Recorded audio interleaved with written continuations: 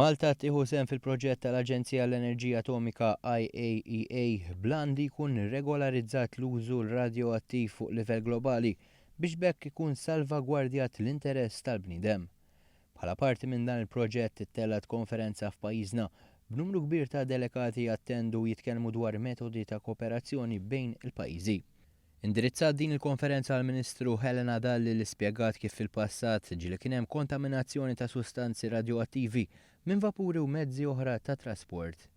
Din il-konferenza rnexxla tindirizza aktar għarfien u prattiċi marbuta mal-protezzjoni meta bniedem jiffaċċja kuntatt ma' xi sors radjoattiv, kif spjega aħjar iċ-chairperson tal-Bord tal-Protezzjoni mir-Radjazzjoni Paul Breza.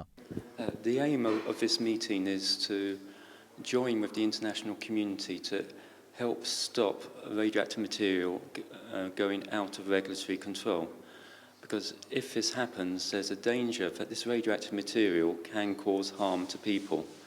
So Malta is really pleased to be here to help the international community in its efforts.